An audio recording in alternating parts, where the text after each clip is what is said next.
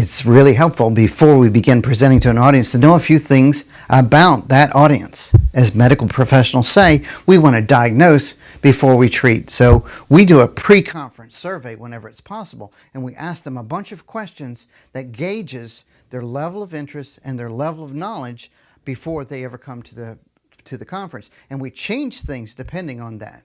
The first thing you want to know is their level, who they are.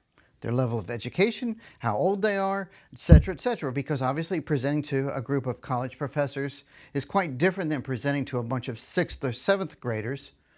Either one is good, but you'll have a different presentation depending on that. Second thing we want to do is we want to understand their level of knowledge about the subject that you're talking about, because it really is quite different depending on how much they already know. Now, I worked with a group of professionals on their presentation, and they kept using jargon. They kept using inside information that only people in their profession would know.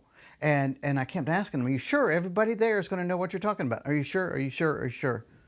And of course, in the end, not everybody in the audience knew what they were talking about. They used a lot of terms that were foreign to the people in the audience, and all of a sudden, they lost them. So you have to be very careful to turn your presentation to make it fit the level of knowledge that they have.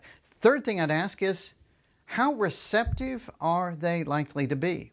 A receptive audience is easy. When I worked at the TV station, you'd go into the room and you'd just go, hey guys, guess what? They left lunch for us in the break room. And everybody there would get up from their seats and they'd rush into the other room because they were very receptive to a free lunch.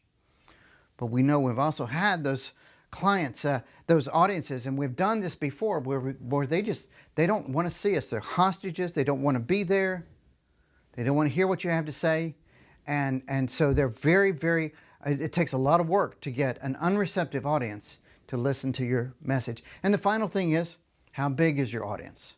A group of 5 or 6 is a great group. I like speaking to small groups like that, but it's really different than speaking to 100 people or 200 people or 500 people. And as the audience gets bigger, then you have to have a different tactic to make it work. So do some research, because you'll have a better understanding of how to target them if you understand who your audience is before you begin creating your presentation.